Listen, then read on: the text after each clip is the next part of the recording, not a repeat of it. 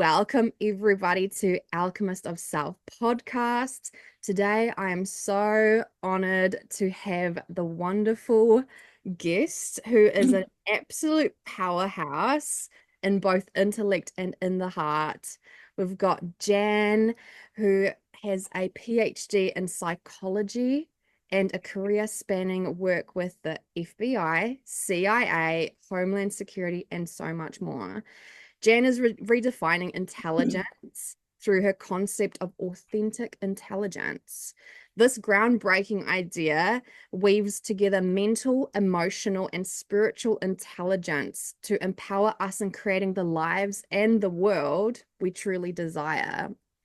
She is also an international best-selling author, a speaker, and an advocate for humanity's potential. Jan is known for her warmth, wisdom, and vision. Whether she's tackling fraud investigations or helping us unlock our inner gifts, she brings a unique blend of hope and practicality to everything she does. So, welcome to the podcast, Jan.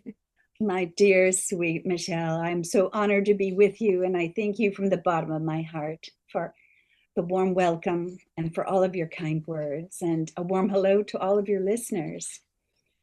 My first contact with New Zealand, and I love your country already.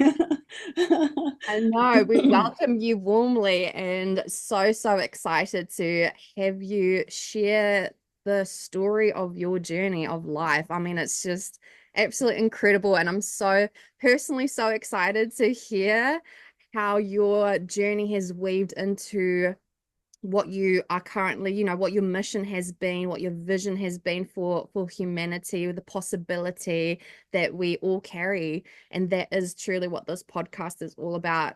The alchemist of self is truly to recognize that we get to alchemize ourselves. We have the power to become whoever we desire, to create the life that we truly desire, and create the world that we know we can create collectively within our family, within our community, and how that has such a ripple effect out into the worldwide.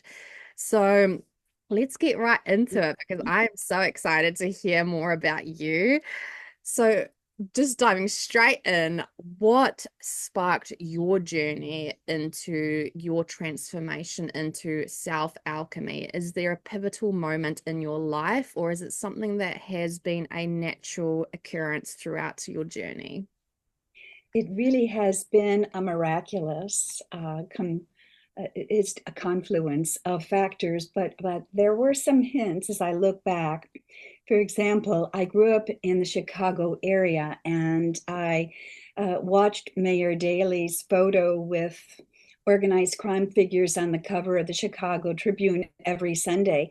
And I had such an admiration for Mayor Daley because somehow he was taming all the mobsters, and that no one spoke about, yet everyone knew was this was a force in Chicago, yet people felt very safe going downtown.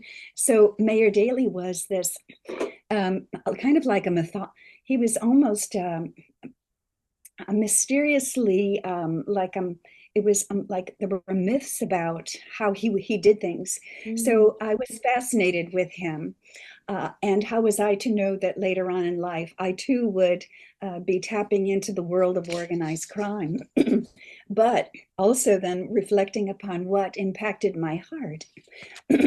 When I grew up, I attended an elementary school that had the most loving, intelligent, nurturing teachers who just nurtured me with God's love, genuine love, and respect for others. And they provided me with leadership opportunities. And so I was surrounded with so many loving forces, as well as this fascination of power in the city. So you may already know that I became an elementary teacher, but went on to graduate school to become a family psychologist. However, my postdoctoral internship was with criminal kids at a residential treatment facility. And so when I completed this internship and I moved to Northeast Ohio to marry my husband, I was very, very excited about opening a free family therapy clinic. This was what I had worked for so long Wow. and had been so excited about. Well, I was also very keenly aware about criminal patterns, and I had a sense of what normal was and what happens in normal communities and what doesn't. And Mhm. so, to my great surprise, I began to hear very dark secrets, and people would come to me and wanted to share information with me in the strangest, most secretive way. And then security incidents started to happen. And these were very serious security incidents, trying to run me off the road. Mm. I could go on. I've Wow. 9 pages actually of very serious incidents. Yeah. But then I received a visit from a Fortune 500 company chairman of the board who wore a fedora. He had his 2 sons with him and also their mafioso. And they interrogated me for 25 minutes and wanted to know what I was doing in their community and what family I was representing. Wow. So I stood up my 5'7" tall, and thank goodness I had my highest heels and a good suit on that day. All joking aside, I, of course, had never experienced something like this, and it was a brutal exchange of conversation. But I held my own, and I let them know that there was nothing about me that wasn't authentic and genuine, and that these patterns that I was seeing were clearly not normal. Well, it bothered me greatly after this. And from that point on, I knew that I needed to do the right thing. And so I began to do some research and started pounding the pavement myself in cities where documents were stored and made built relationships, and collaborated with entities. And when I started piecing it together into a chart, I knew it was time to reach out to the authorities. Mm. And interestingly, all of my documentation was important to state and federal officials. And so soon I was regularly sharing large boxes of data. So you see what I'm saying? I just stepped in. Yeah. People trusted me. I received a very unusual visit. And from there on, it just went into a snowball of further work and further cases and deeper cases. And I've compiled data for and provided information to a very large number of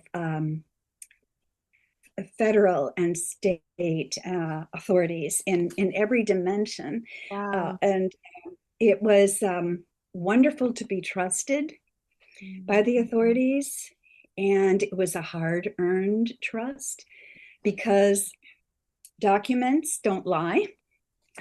And in time, we began to develop relationships of where they realized I was always showing up in heels and a smile and maybe 6 to 10 boxes that I was pulling. And so the joking started to happen, and they helped me cope with very difficult, alarming levels of security issues that I was becoming aware of that people had no idea were going on around them. And here I was stepping into things, seeing charts of families that were running major areas of the world, and here I was hoping to contribute to the information to stop the flow of their evil. So uh, Mm. but I stepped also into Homeland Security by writing the psychological profile of a spy and overcoming resistance on the local level. So I began to do writing projects. And so blending into the world of intelligence and Homeland Security came as a very natural thing. Yeah. I'm sure in your life too, and in your listeners' lives, it starts with one thing, and then your interest keeps growing. And Yeah. then someone says, hey, did you hear about this? Would you be interested in it? And I encourage everyone listening to just take that opportunity to say yes, because you have no idea what is beckoning you to grow and where you might be able to use a talent that Mhm. can just be the right puzzle piece to fit into the team that wants to do something that will help many, many people. Yeah. So we just don't know. And when Yeah. people find out that, yes, I really did teach kindergarten, first grade, student taught second grade, they dumped me to middle school and coordinating a gifted program. It was always movement forward. We Mm. don't know in life, do we, Yeah. where it's going to take us. That's incredible. And oh my gosh, I'm just blown away by the you clearly came here to do big work in this lifetime.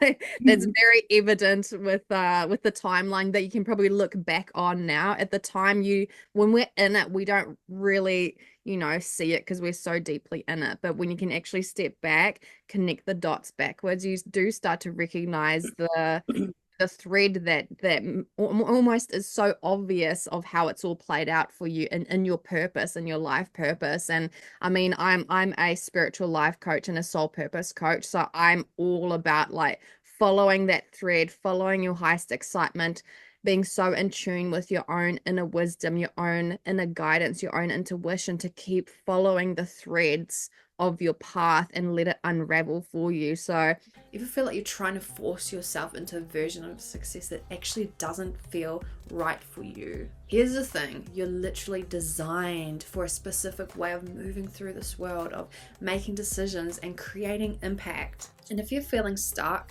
chances are you're out of alignment with your energetic blueprint. And that is why I offer personalized human design readings, so that you can stop second guessing yourself and start living in flow with your natural strengths, your energy, and your soul purpose. This isn't just some generic reading. I also channel deep spirit guidance for you to take tangible action on and unlock your true power, magnetism, and path of least resistance. DM me human design over on Instagram at the Rebel Witch. That's the_rebel_witch, the_rebel_witch, or check the link in the description to book your session. Let's activate the most effortless, aligned, and abundant version of you. Now, let's get back into this episode. I love how your story just shows how that does, catapult into something bigger than we can even logically see for ourselves. It's just about following and trusting your own, trusting yourself and trusting your own Yes. guidance through that process and what it can turn into. And one thing that I would love for you to just share with us is, no doubt, and I mean, you already shared that when you had that visit, of course, that would have been such a intimidating situation to be in, and how you handled it like a boss. You handled it. Love it. I love it. But what I would love to hear is, through this journey, what has been some limiting beliefs or blocks that have come up for you during these different stages or through that journey of that unraveling for you, and how have you overcome it? What have been your own personal tools or tricks or, other ways that you have overcome those limiting beliefs and blocks? Well, Michelle, I think that's a very powerful question. And you're talking to someone whose whole life has been overcoming. I began with a family that was focused on many things, but maybe not on their daughter, Jan. And so love comes to us from different places. And so in my case, it was very easy for me to move love to God as my father, but I really meant God was my father. And I really today still feel God is my father, even though my parents and I grew into a wonderful relationship as at the end of their lives. But I always had the sense of I could count on power helping me from above. And I never felt, even though loneliness and being aware that difficulties are even more difficulties are ahead, and rejection, lots of rejection in my life. I will say to you this, that what overcoming is all about is setting a new dream into place and working to make that uh, happen. And when it happens, you're filled with a joy and a sense of peace. And then when the next rejection or when the next impossible difficulty comes your way, you begin to say to yourself, well, I went through that. I got through that, and no one thought I could. And I will just apply those same principles of belief again and again and again in my life. And so different self statements started to come into my mind. Still do. They still do. And one of them is very simply this: never, ever let anyone write the ending to your story. And there are many people, many people who've been very close to me, who work very hard in stealthful ways to try to hold me back. Yeah. For whatever reason, I never really found out those reasons. But when a line was crossed, I knew that it was time for me to gently let go and turn into a new direction. So the ability to leave behind those who will not be there for you in the next project or the next undertaking, because their energy of holding you back has no presence in your in your picture. Absolutely. They're not a part of your core family that you move through life with. And it is these kinds of lessons start coming like a snowball. They start building. And so when difficulty came, and when people started coming to me and sharing me their deepest secrets, I had been through a lot of extremely difficult scenarios that I was bringing to the table: very broad shoulders, a capacity to want to um, pull the guys off. Let's pull the mask off. Let's stop the charading.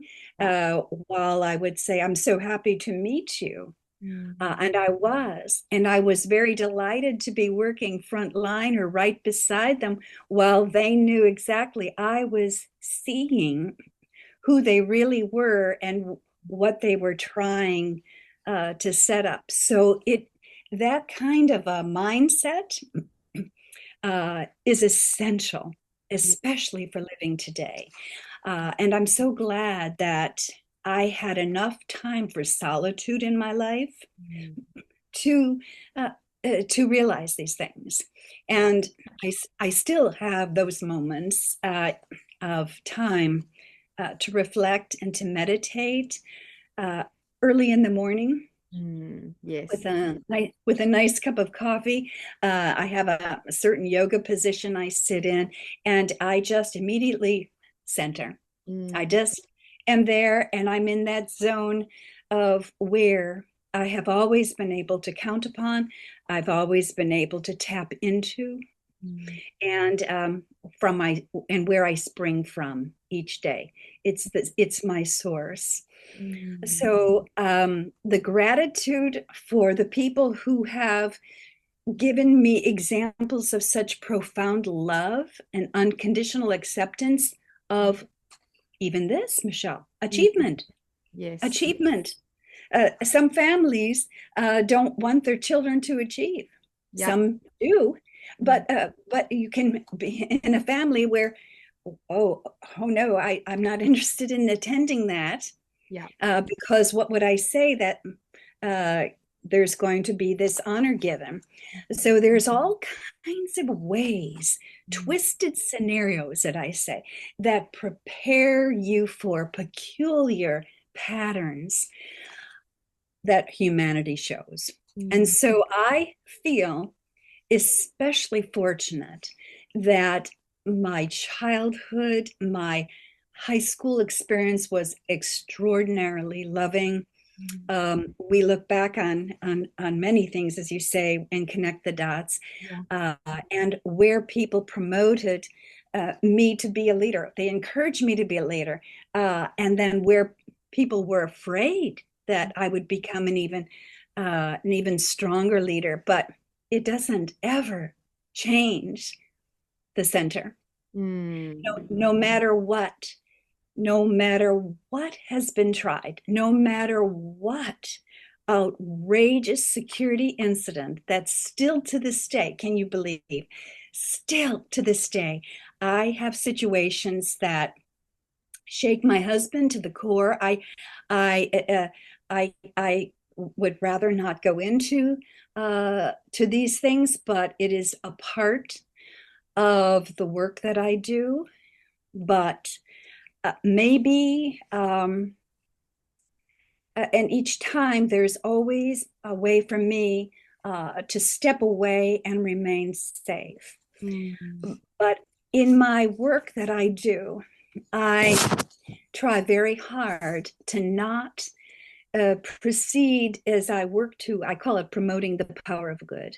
Mm. Um, and bringing us all together on the same wavelength. When I'm in the middle of a frontline investigation, those that are observing me or that know that I'm there observing them um, aren't quite sure what to do because there's a part of them that would like to get to know me or, or would appreciate someone who enjoys being loyal and friendly commitments. Yeah. And they already have a role in another activity that forbids that sort of a thing. So I today have the very rare privilege, maybe many of your listeners have this as well, but by being authentic, by Mm. being genuine, and feeling okay about that Yes. puts me in a position where it's a good place to be at this time of the world when maybe this is the best way to be at Mm. this time of the Yeah. world when we're all shaken, not sure where things are going or how bad things could get. But maybe if we all could grow to be dependent upon the core that never leaves you, Mm. the center, then we can begin each day with the confidence that we know how to approach things. Mm. And on that note, you may wonder where I began to switch my thinking from white collar organized crime investigations Mm. to creating a simple model for how to tap into authentic intelligence. Yes, I absolutely. began. Before we jump into that, I would just love, Mhm. love, love to just touch on a couple of things that you mentioned about how your process with dealing with the blocks and the limiting beliefs in your rituals, because I love the fact that, you pointed out having morning practices. I'm all about morning practices to set us up correctly for our day so that we are responding rather than reactive. We're tapped into our center, as you said, and we can truly hear God or our inner guidance really come through for our, Yes, to be authentic, to be tapped into our own inner knowing. And one of the other things you said, solitude. Solitude is massive, something that I truly believe that oh, I wonder. Sorry, I'm just out in the countryside, so my internet sometimes gets a little bit glitchy. I think we're back now though. Solitude is another thing I highly preach. I am all about solitude. I don't know whether it's just because I'm an only child. Well, from my mom and dad, I'm an only child, and I've learnt self-awareness, self-reflection through my solitude. So for me to come back to my true core, to my true center, to my true energy, the reset, I need solitude. It's so crucial. And I feel like so many people haven't experienced true solitude and the power of actually having some time for yourself, like living by yourself or having a weekend away by yourself without your partner, without your kids, and all that kind of stuff. So solitude is massive. And something that you also mentioned is how amazing it is that you got to experience having from the get-go, you know, people in your school that were able to give you love, give you that Yes. empowerment, encouragement to really encourage you to believe in yourself, to become a leader and such, and the importance of that.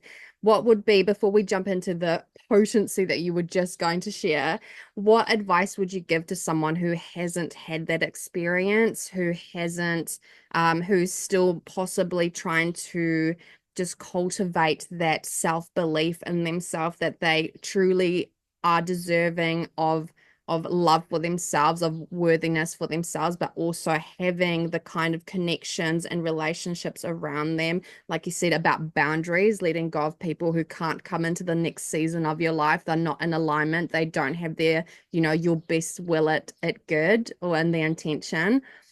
What advice would you give to someone to start to cultivate that love within themselves so that they can actually start to be a magnet for all the opportunities and the connections of their soul tribe and everything that is actually in alignment for their highest good? One of the first things that I would like to share is I'm extending my arm Mm, and I'm extending my hand. And I want to say, mm, borrow strength, hold my hand, mm, reach out to me, mm, hold my hand, borrow strength. mm, Today, you may want to borrow strength. Tomorrow, you may not need to. And there are people around everyone. They may be far and few, but they may have done something that required great courage. And that they may have done something that you think, wow, that must have been difficult. Go to them and just touch their arm. Just touch them. Tell them you admire what they did. You're borrowing strength. You're also making that person feel wonderful and validated. The other thing I would say, and the reason I want to do that is because connectedness is so key. And when we're so isolated by people who wish us only more harm, and I have had long stretches of time like this, mm, I have learned to connect with nature in ways that studying the trees, and I watch them in the fiercest storms, and I watch how they're the the bark, watch how the trunk, you know, you're just amazed that we see the branches and the leaves going, but when you look at the structure of the tree and you think the foundation is so deeply rooted mm. that the trunk bends and nothing lifts up. I would stand by my garage, by outside our garage during some of the storms. And do you know what assignment I gave myself? What? I gave, I gave myself the assignment to study the tree and to become the tree. Mm, And I would watch how that trunk did not lift up. mm, And I watched how the branches dipped down. mm, And I stood there for maybe 20 minutes, 30 minutes, and was so fascinated by the tree and the pine trees. And I would say, what I'm really suggesting is to begin a relationship with nature. Yes. And some people say, oh, squirrels are annoyances in the yard, they're nuisances. Clean up your yard, you don't have squirrels. Well, maybe the squirrel is the only animal someone has come by their apartment winded. Mm. And it may a window and maybe it is the fascination of the happiness of the squirrel that lifts someone up. Begin somewhere. Yes. Begin by taking a walk in the rain, and maybe you'll take an umbrella, maybe you won't. I think the people out in Seattle, Washington have taught me this, that when it rains, I'm the only one there with an umbrella. They're walking with no umbrellas, and I'm the one way out of way out of social norm. It feels so wonderful to them. I'm not there yet, Michelle, but I'm saying they're ahead of me with rain. But importantly, just as feeding the deer for 16 years has become such a meaningful connection with God's creatures and all that they taught me about their lives. So you see, all around us, we have trees, we have flowers, we have bushes, we have perennials, and every one of them can become a kind of a friend, even when humanity says, no, you know what? You're just not who I want to be with right now, because it may be a little too frightening for some people. This is too high risk. I need to be more like the world. Okay. I happen to think that we either need to be transformed or we're going to just blend into the world, and that is not going to lead us to where we were intended to be and to thrive.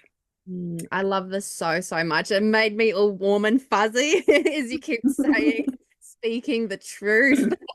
It made me feel so good and warm and fuzzy in my heart. And honestly, I just love the resonance between what you and I both believe in, live and breathe. Honestly, there's so many things that I personally also believe and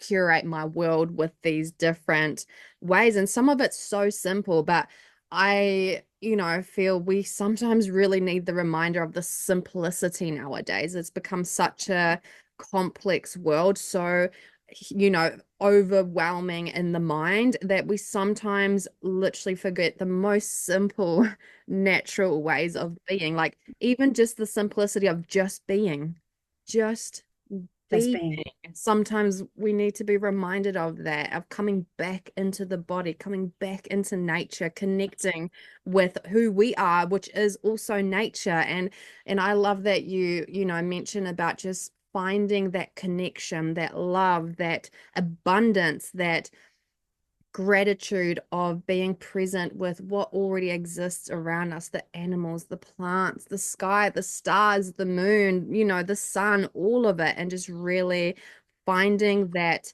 true connection, that true love, that true remembrance through what we are and what is around us. So thank you so much for sharing that. And I would love, love, love to know now about what you have put so much work, intention, and magic into creating this new book that you are launching, Authentic Intelligence. And I would love to just quote something you also said, which is, in a world where artificial intelligence is becoming more prevalent, we will need authentic intelligence to survive and thrive. So I would love to know about how you have cultivated this knowing within yourself, this wisdom of mental intelligence, emotional intelligence, and spiritual intelligence. I mean, I know it's very evident now hearing about your journey, about your life story. There's so many ways that I can see how this has all cultivated within your own knowing and your own wisdom. But please tell us more about just this understanding, this framework, this structure that you've come to cultivate. One of the things that I learned about myself, Michelle, was that I wasn't busy paying attention to what I was doing. So I was so busy working on overcoming and trying to uh, trying to overcome the next step and trying to settle into the next project that I was not one that was saying, oh, okay, I did that. I did that. I wasn't focused on me, and I wasn't focused on building my ego.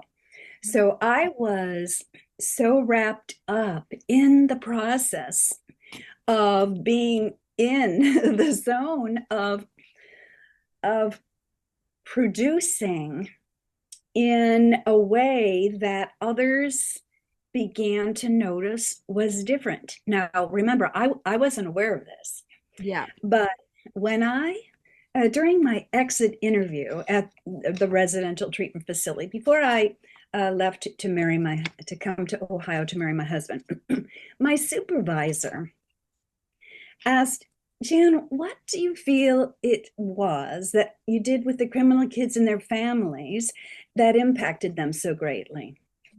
So I thought and smiled and responded, well, I truly loved those kids and their families. And that was what I thought it was. She smiled, but her face showed me that she was thinking it was something else. And that's what I took from that moment.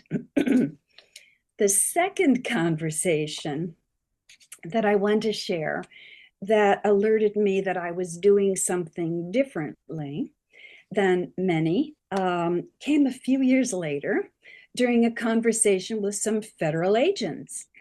And they said to me, how is it that you do your work? Why is it that how does every project you bring us turn into a case? What do you do? And this time I was with my buddies, right? So I just said, oh, I have eyes that see. I have a sixth sense. Mm. And that was it. Now, they were just, their feet were on the desk, it was just one of these casual, they're like hitting their head like this, scratching with the pencil, like, no, all right, you're still our blonde in heels. It was just a joking thing.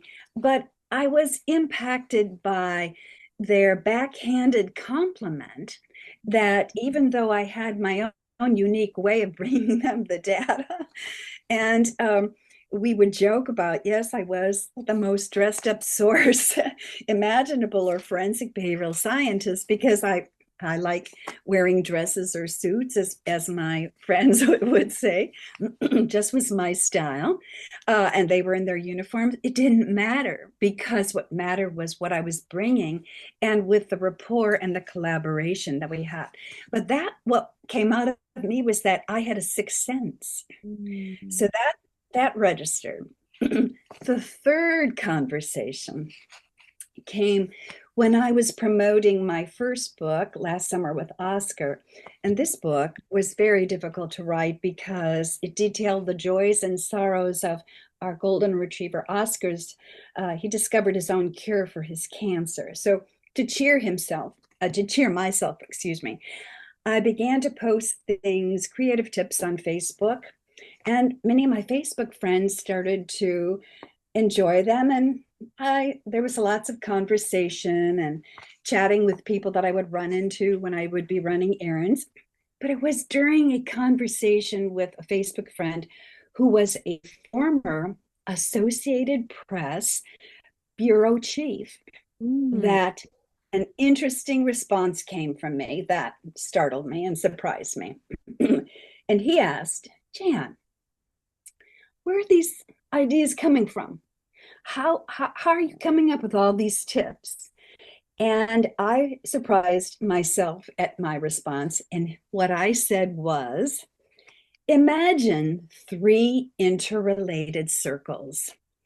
The top left represents mental intelligence, the top right, emotional intelligence, and below is a circle representing spiritual intelligence, or SQ.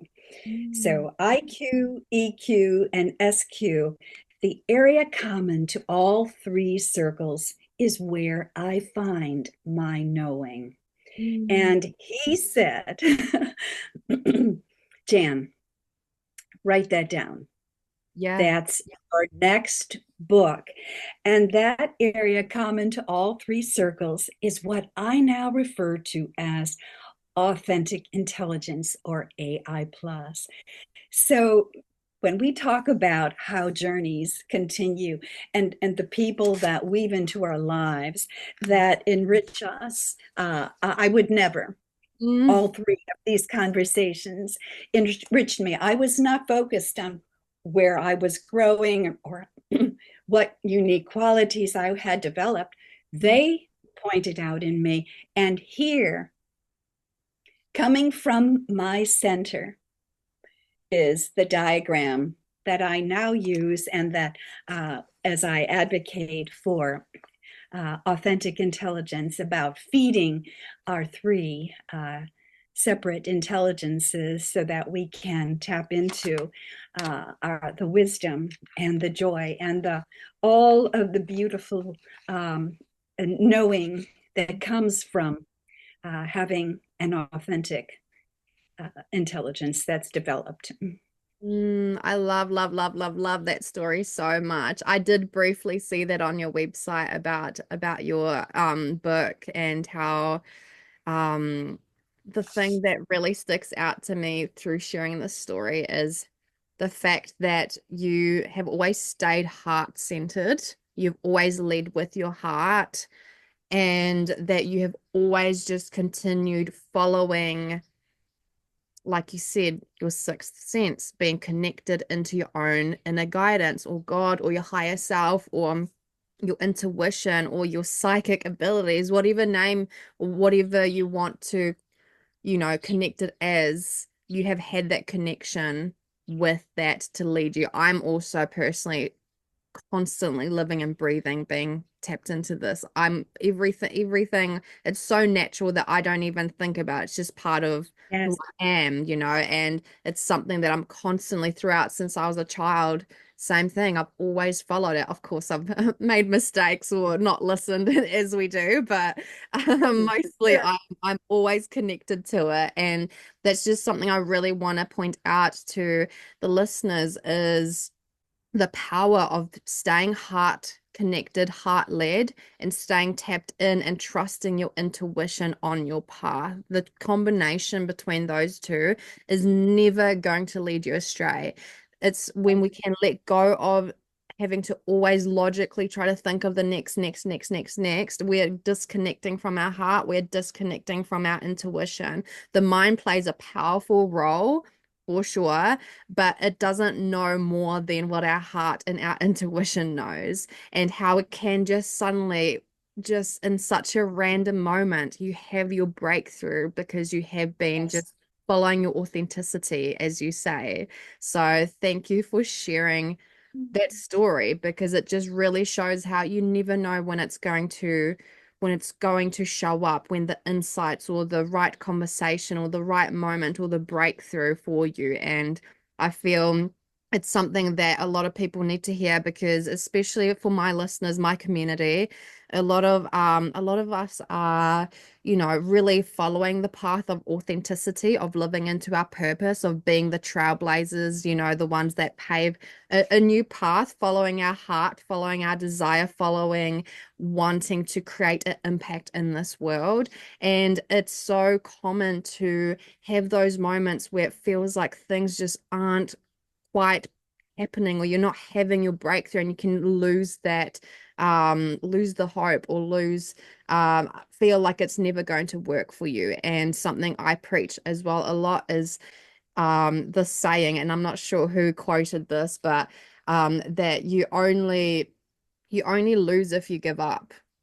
You only lose if you give up. If you just keep going and stay resilient and keep following your heart, keep it following your higher self, your intuition, and also what I love to say is always follow your highest excitement. even if it makes no logical sense to whatever project you're working on or whatever your plans have been or whatever, just always follow your highest excitement when you're in those times, especially where you're in the time of confusion or that in between your old version and your new version, having that time where you don't know what's happening, where you're going. Follow your next highest excitement, because it will take you into the right places with the right people, the right conversations, and boom, like you say, you have your download, you have your breakthrough.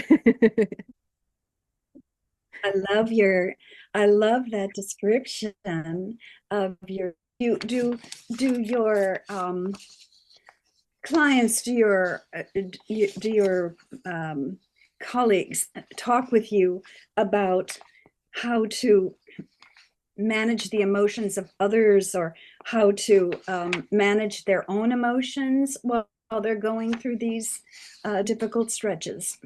Absolutely, absolutely. It is something And that, you provide them then?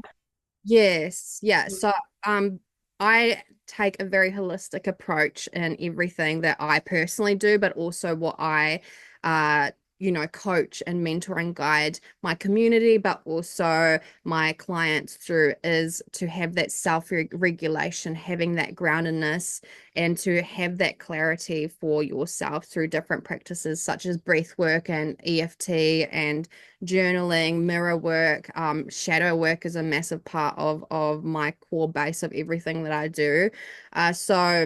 So yes, and it definitely is one of those things I know for a fact we need to be able to have that emotional intelligence, have that self-regulation. And that's why, as I mentioned earlier, as you also mentioned about having those morning practices, is so important for being able Yes. to move into the day through a grounded, centered, authentic state, rather than waking up in the morning and opening yourself up straight to the world before you've even tended to yourself.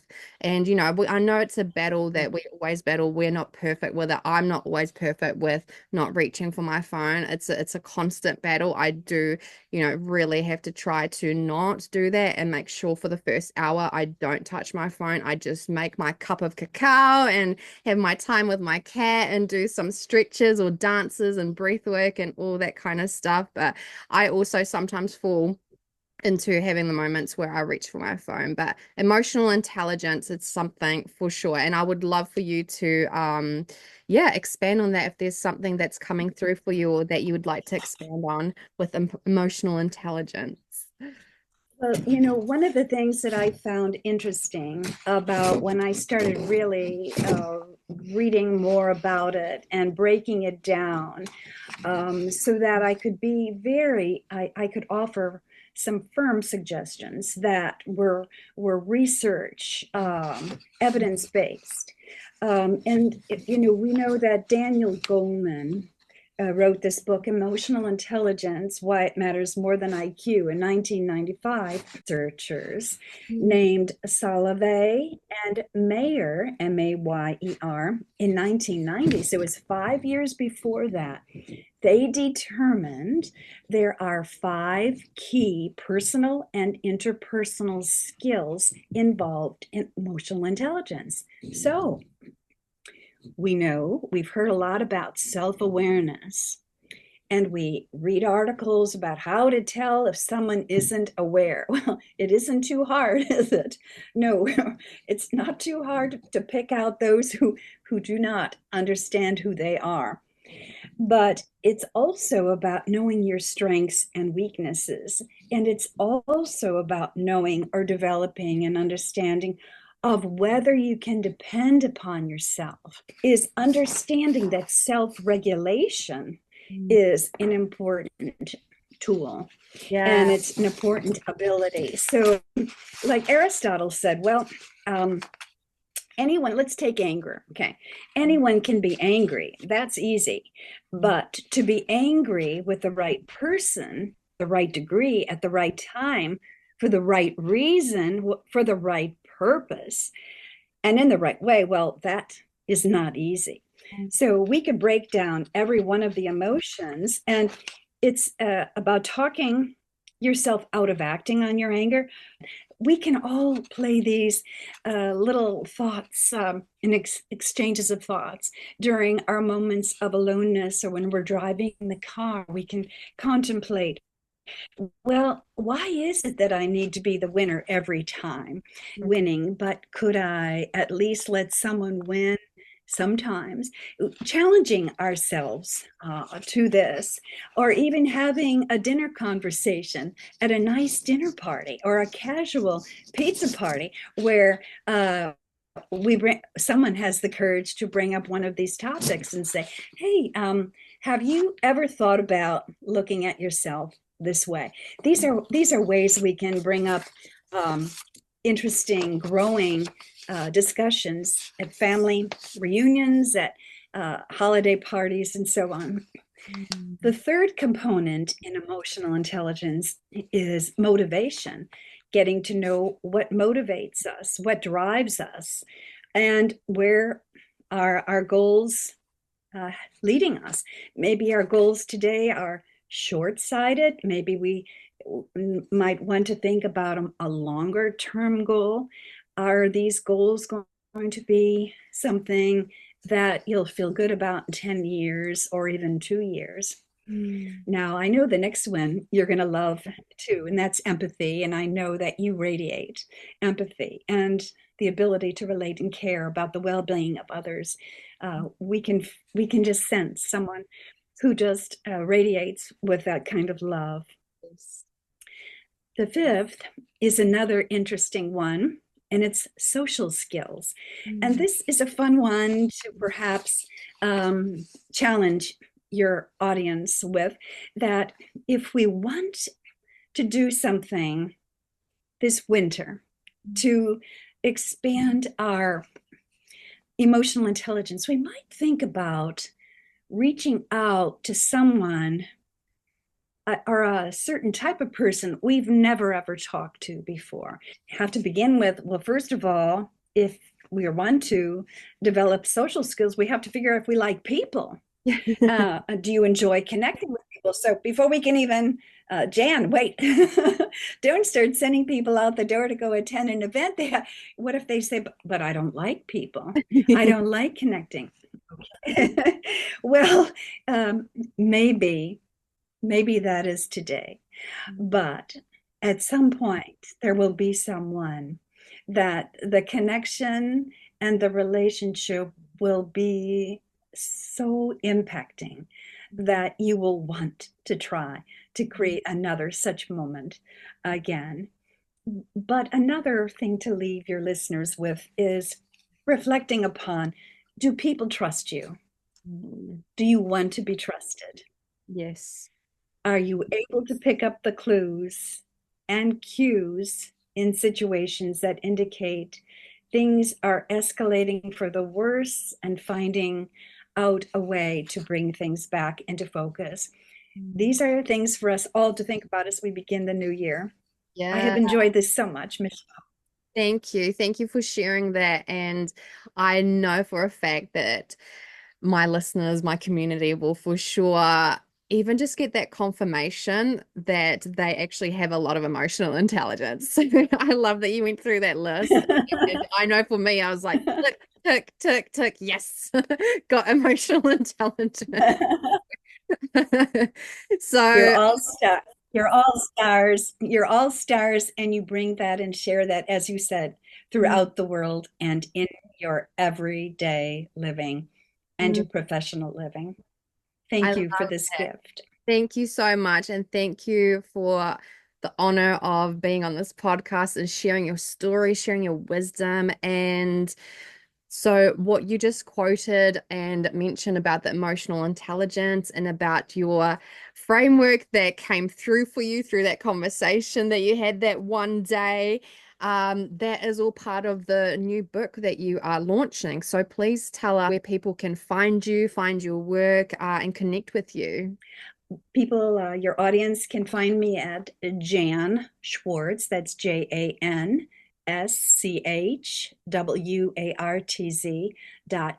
That's my website. I'm Jan Milky Schwartz on Facebook, and I'm also on LinkedIn. I look forward to connecting and thank you again for this amazing opportunity. Thank you. And I will link the website in the description as well. So that's easy access for everyone to come and find you in your world. And congratulations on this new book that is coming into the world, your magic that you're putting out into the world and continue putting out. It's such an honor and a blessing to connect with you. And thank you for sharing your wisdom with everyone who's tuning in. You're in my heart.